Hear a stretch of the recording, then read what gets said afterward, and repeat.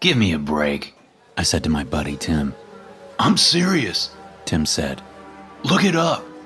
We were sitting at our resort's hotel bar, having just arrived in Cancun about 2 hours earlier. Both our girlfriends were up in our respective rooms, getting ready for an early dinner, while Tim and I waited down at the bar. I didn't even know they had crocodiles in Cancun, I said, pulling out my phone. Mike, Tim said, leaning toward me. Did you not do any research on this place? It's one of the major reasons I wanted to come here. I can do a good 3 or 4 videos on the crocodiles alone. More if I can actually get up close to a few of them. Tim had started a YouTube travel channel. So far, he'd only been doing videos about camping and traveling in the United States. But he was excited about doing his first series in a foreign country. You're insane, you know that? I asked. What do you know about crocodiles? You know how fast those things move?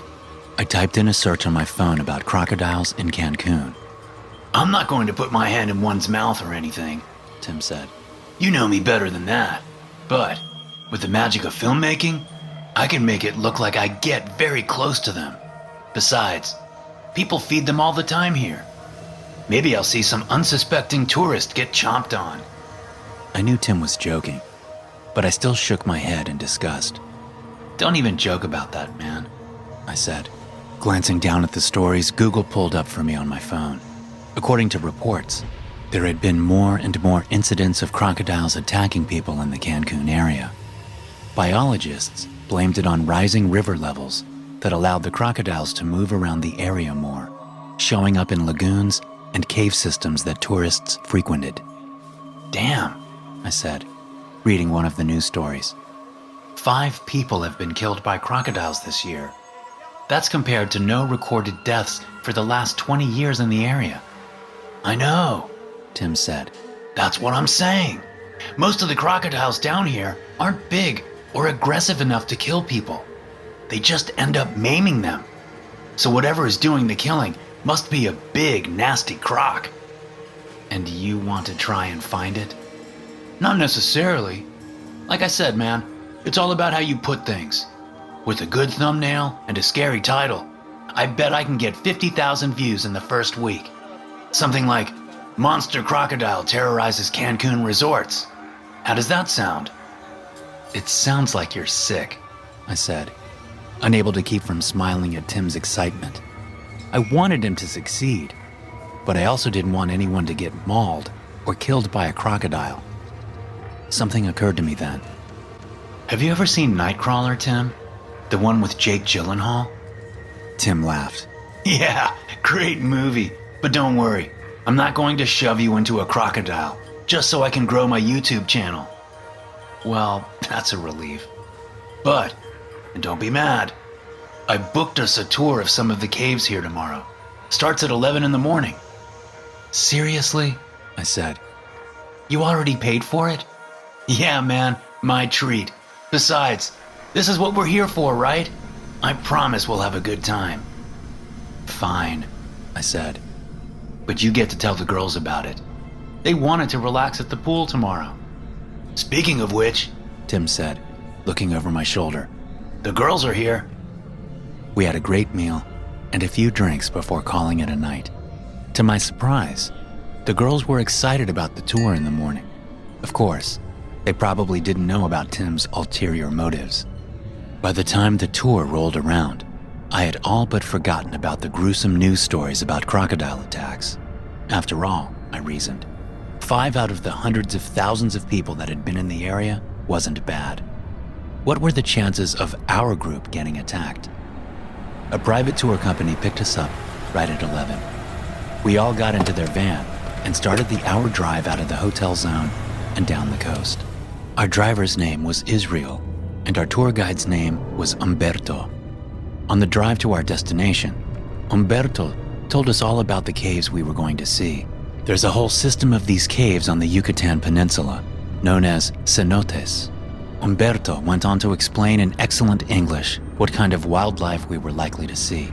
When he finished his list without mentioning the modern dinosaurs Tim was after, my friend asked him about them. What about crocodiles? Tim said. his camera up and ready to record Umberto's response. I watched closely as something dark passed over our tour guide's face. It was only for a moment, and so quick that I wasn't really sure I'd seen it at all. "There are crocodiles found there sometimes, yes," he said, "but not in the places we will go.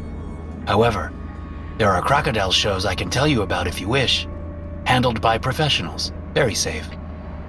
"What if we want to see a croc?" Tim said. "Who knows, senor," Umberto said. "Maybe we'll get lucky." "What's your obsession with crocodiles anyway?" Trina, my girlfriend, asked. "He's been talking about them nonstop for a month." Beth, Tim's girlfriend, said, rolling her eyes. "I just think they're cool," Tim said, winking at me. We had to hike a little way into the jungle after we parked.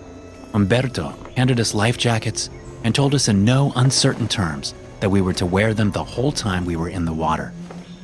I didn't know what to think about this, but when we crested a small hill and the jungle cleared, I was in awe. There was a large rock overhang in the clearing, and under the rock was some of the clearest water I had ever seen.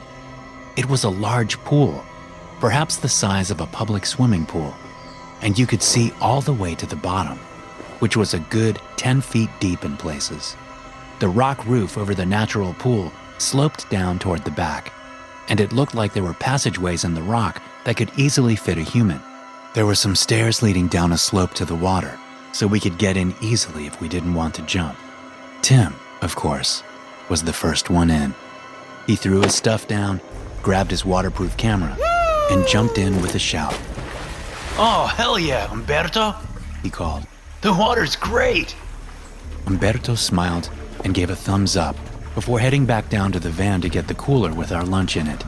The driver, Israel, stood watching us quietly, a bored look on his face. "Mike, come on in," Tim shouted. "Now's our chance." "For what?" I asked, taking off my shirt and putting the life jacket on. "Exploration." I turned and looked at Trina. She rolled her eyes and smiled. "We'll be here," she said. "Just be careful." I ran and jumped into the cenote, nearly landing on Tim. We both came to the surface of the pristine and warm water, laughing. "All right, let's go," Tim said, heading for one of the dark passageways at the back of the cave. As we approached it, we heard a rush of shouted Spanish behind us. I turned around to see Israel standing at the edge of the cenote, yelling at us and waving his arms for us to stop. Trina and Beth stood behind him, looking perplexed.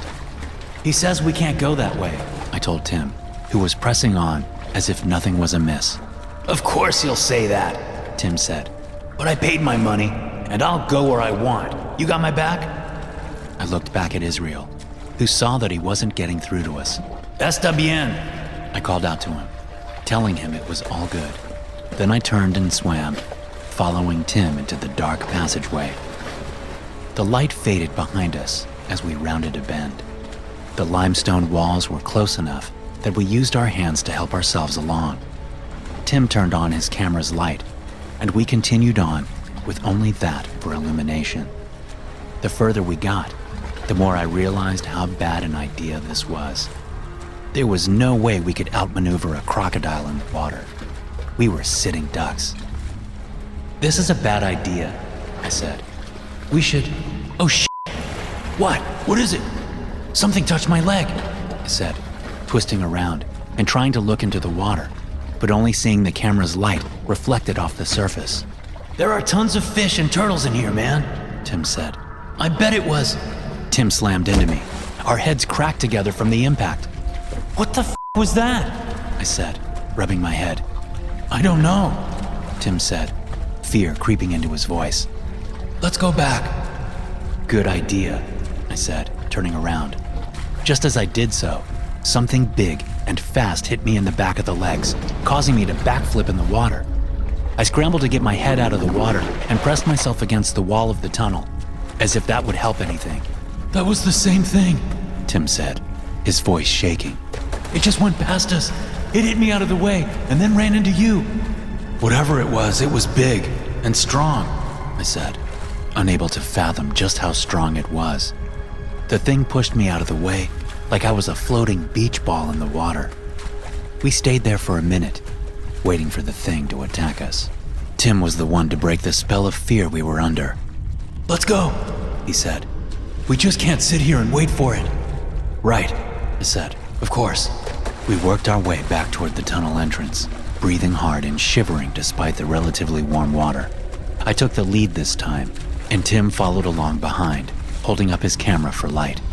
At one point, he must have dropped the camera, because I heard some splashing and the light went out for a moment, but it was back before I even had a chance to turn around. After what seemed like a very long time, I saw evidence of sunlight up ahead. "We're almost there," I said. Tim didn't answer, but I shrugged it off. There was one more bend up ahead before we were back in sight of the others, and I was itching to get out of the water.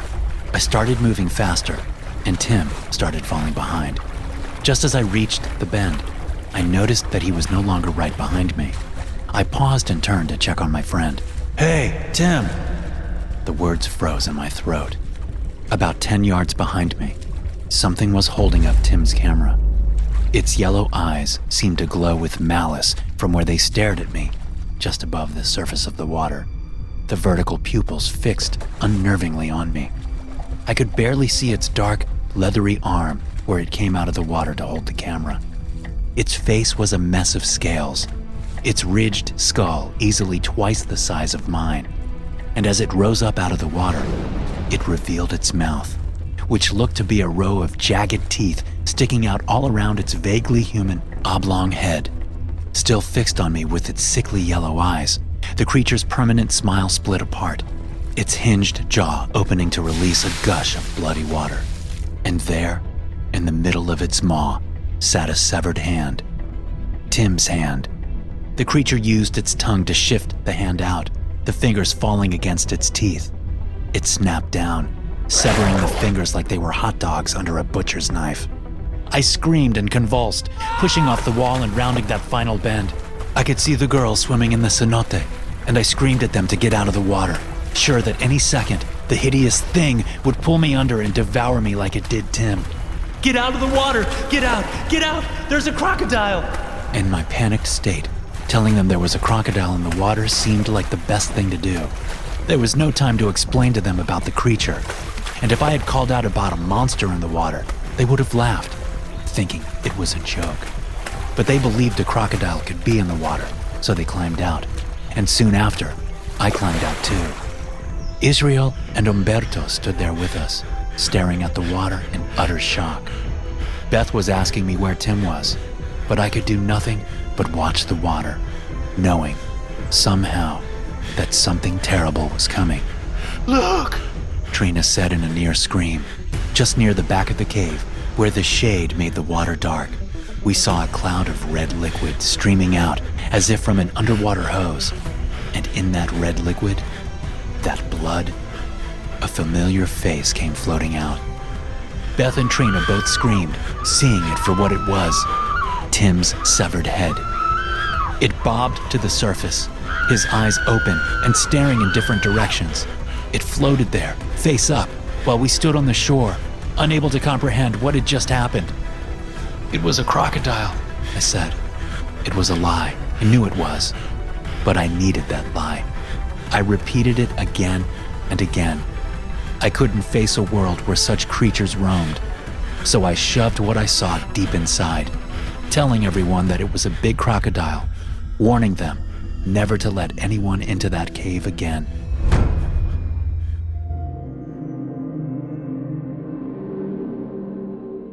The bright Mexico sun beams down on my shoulders, warming me and melting my memories of the frigid northeastern landscape I've left behind. It's winter, but it feels like summer here in Cancun. The aquamarine pool water sparkles as Kimberly slips in.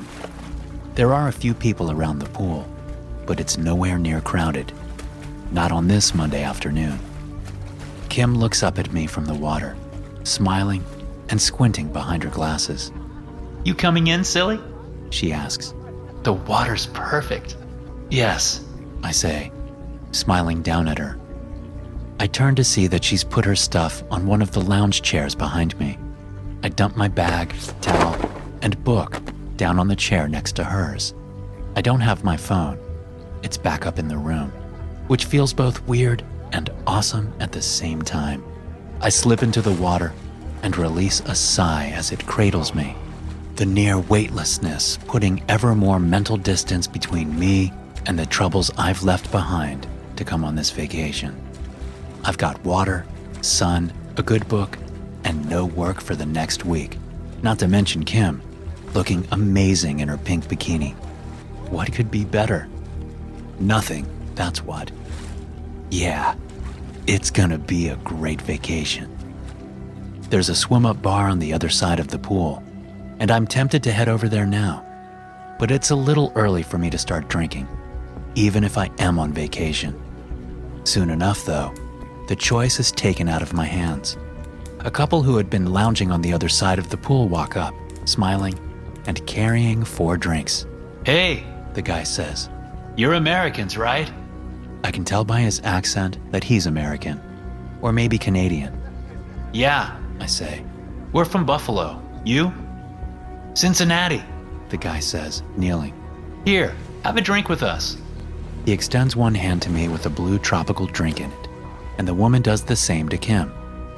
Kim and I look at each other. She shrugs. Let the vacation begin. She says, taking the drink. I take one from the man and raise it in salute. Salud. The man says. He takes a drink and then sits down, dipping his legs into the pool. Thanks. I say. I'm Andre, and this is Kim. I'm Devin, and this is Claire. The guy says. Hi. Claire says with a smile and a wave. She slips into the pool and starts chatting away with Kim like they're old friends. I'll never understand how women do that. Devin and I talk, mostly about what to do in Cancun. He and Claire come down every year, he tells me. I tell him it's our first time, and he gives me the lowdown on all the best spots. By the time I finish that first drink, my head is swimming. I suddenly realize that I've lost track of Kim. I look around, scanning the pool for her. What's wrong, bud? Devin asks. Kim? I say. Where'd she go? Devin chuckles. You're not much of a drinker, are you? He says. She and Claire went inside to order some food from the restaurant. They came by and said so about 10 minutes ago. You really don't remember? Oh, yeah. I say. But the truth is, I don't remember. I'm just trying to hide the embarrassing fact that I can't handle my alcohol. Those drinks were doubles, Devin says. The world is fuzzy, and every time I move my head, my vision has to work to catch up. What was in those drinks? I ask, struggling to pull myself out of the pool. The sun is setting, but that can't be right. Kim and I came out here just after 2. I don't know, man. Devin says. It's a blue Hawaiian or something like that. Not sure what's in them. Are you okay? No, I say, finally getting out of the pool. I try to stand up, but the world tilts, and my legs don't seem to work. I crawl over to my lounge chair and lie down. Water, I say. please. Yeah, Devin says. I got it. While Devin's gone getting me water, Kimberly comes back out to the pool with Claire. As soon as she sees me, she knows something is wrong. Are you okay, babe?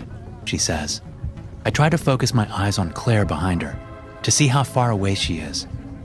I think he drugged me. I whisper to Kim. What? Who, Devin? What did he say?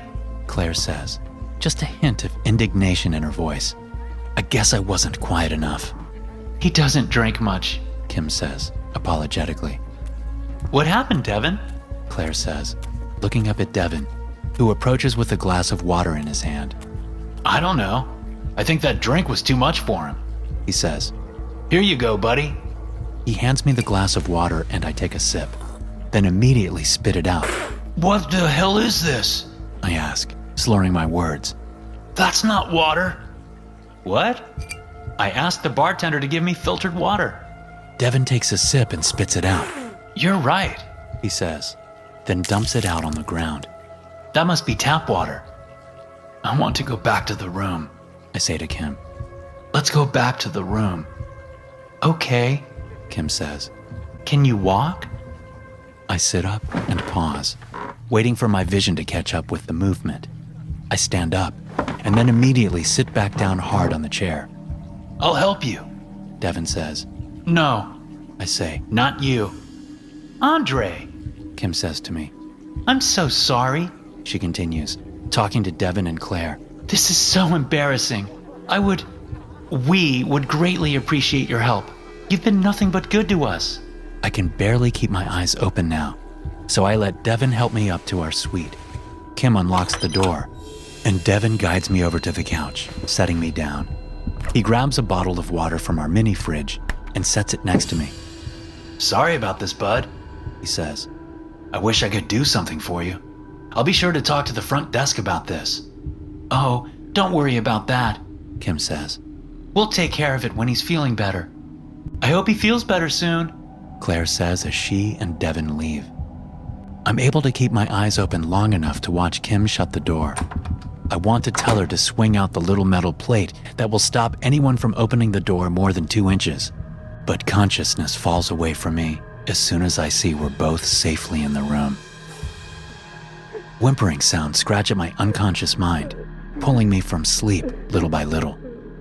I open my eyes, and all they want is to close again. I force them open and pick up my head, seeing that I'm still on the couch. That whimpering noise sounds every few seconds. And do I hear someone whispering? I sit up, rubbing my eyes, trying to dislodge the terrible headache from behind them. I notice that it's still night out because the shades for the sliding glass door to our third-floor balcony are open. Whimpering and more whispering reach my ears. What the hell is that? I stand up, happy to find that my legs are working much better than they were whenever we left the pool. The noises are coming from the bedroom. There are double doors there, and one of them is open about halfway. I stumble up to the open door and look inside to see Devin kneeling on the floor, leaning over a bloody and beaten Kimberly. It looks like someone has taken a baseball bat to her. She's still wearing her bikini, and I can see bloody cuts all over her body. Both her eyes are swollen shut, and her lip is split. The scene seems so unbelievable that, for a moment, I think I'm dreaming. Kim whimpers, and Devin whispers something in her ear. My suspicions rush back at me, the memories of my near blackout at the pool clicking into place, and along with those memories comes a wave of anger that seems to swell me to twice my size. I don't say anything, I don't ask questions, I just rush into the room and grab Devin by the neck, pulling him up with a strength I never knew I possessed. He fights back, and we stumble through the door into the living room of the suite, bumping into the coffee table in front of the couch. I redouble my efforts, choking and shoving him at the same time. His eyes are wide with disbelief and terror. He probably thought the drugs he slipped me should have kept me out for longer. He swings his right fist up, hitting a glancing blow off my left temple, which only serves to make me angrier. I dig my heels into the ground, straighten my arms, and push with all I have. Devin backpedals, losing his footing, which simply makes us go faster. We're practically running when his back smashes through the sliding glass door leading to the balcony. Glass rains down on my shoulders, but I pay it no mind. I keep pushing until Devin's back hits the balcony railing. And I keep pushing, only letting go with my left arm to hook it under his legs, flipping him up over the railing and watching him fall to the concrete walkway 3 stories below. The wet crunch his body makes on impact is immensely satisfying. So is how he comes to rest, folded in ways the human body isn't supposed to go. I rush back into the room, noticing for the first time that the door to our suite is open. I hear running from the hall, then the door is shoved open, and a couple of paramedics run in. ¿Dónde está ella? Where is she? One of them says, translating his own words for my sake.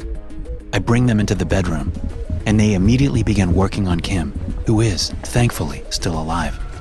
I'm here, baby. I say to Kim. I love you. Please, step back, sir.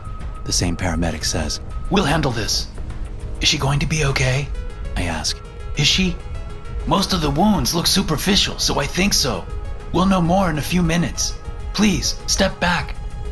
My room phone starts ringing, and I walk over to pick it up, thankful for something to do. Hello, sir. This is the front desk. The man on the line says. Yes? I say. What is it? Is this Andre Burton? Yes, what is it? There's been an assault here. Yes, I know, sir. That's why I'm calling. The man, we have him. He's in police custody. I just wanted to let you know. Your property will be returned to you as soon as possible. What? What man? What are you talking about? I ask, growing nauseous. I'm sorry to say that it was one of our employees, sir. A bartender. But we've caught him. Your friend, Devin, he caught him coming out of your room. I thought you knew this. The two men fought, but the bartender got away. Devin, he called us from your room. Told me to get an ambulance. They should be up there now. Are they? The phone slips out of my hands as I recall the look on Devin's face as we struggled. The surprise there. The terror. I sit down on the bed. My hands grab fistfuls of my hair, seemingly of their own accord. He was trying to help her, to keep her company until the paramedics arrive. That's all. And I killed him for it. Dear God, I killed him.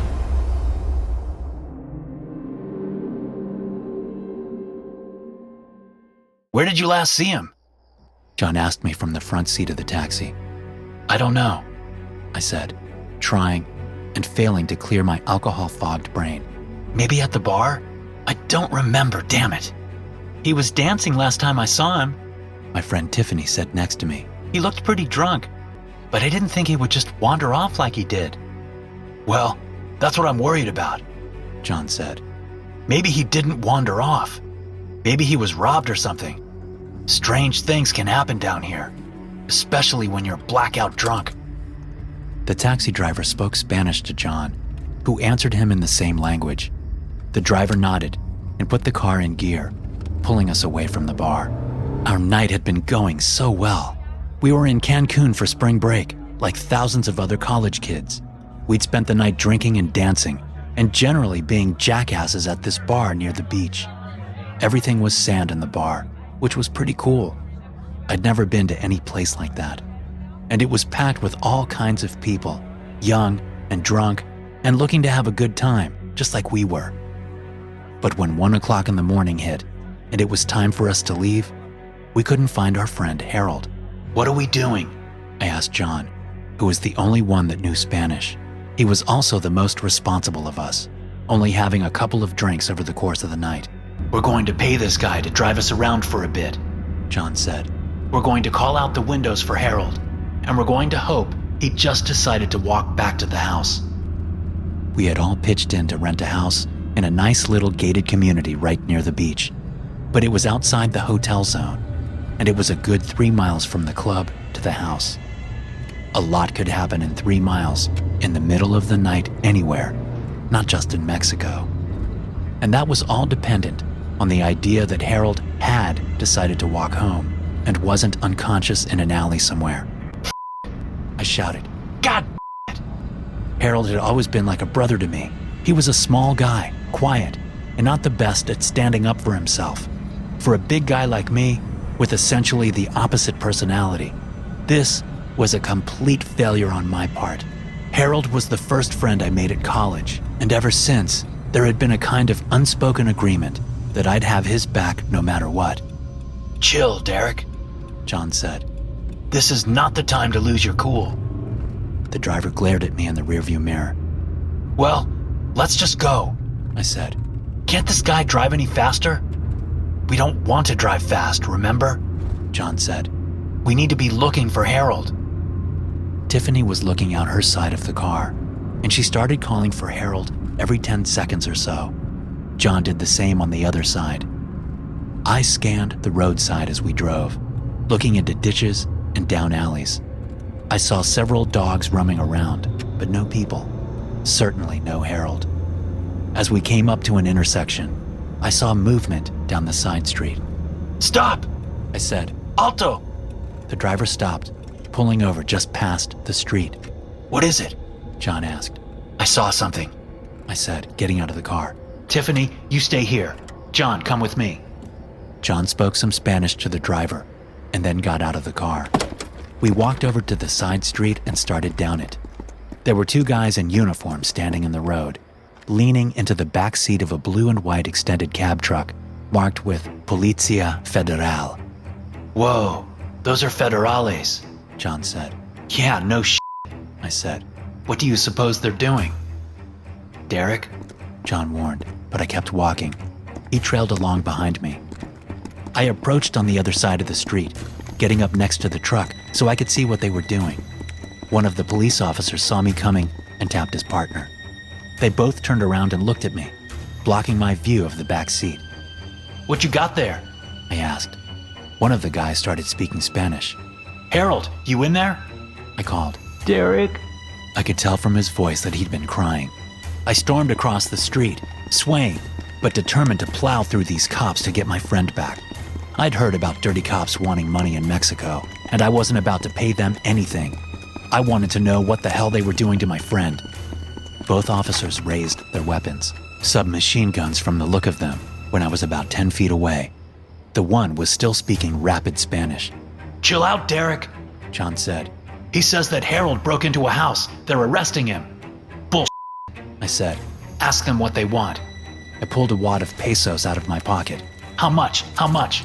Don't do that, man, John said. The talker smiled and stepped toward me like he was about to do a deal. He kept his submachine gun pointed at me while he yanked the wad of cash out of my hand.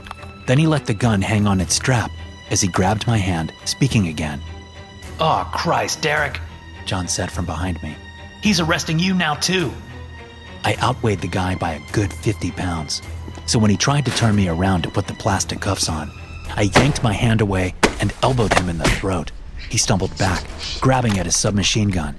I heard the safety click off just as I lunged forward and grabbed at it.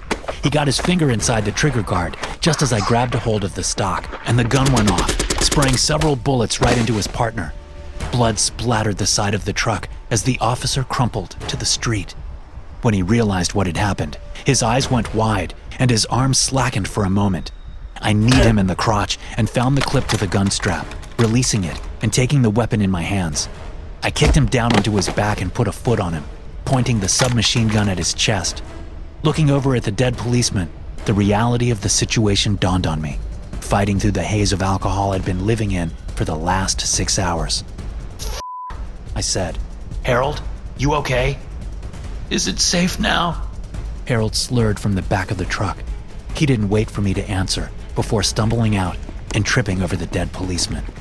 He started laughing, pointing at the cop. What did you do? John said, his voice high. What the did you do? I didn't do it, I said. This guy.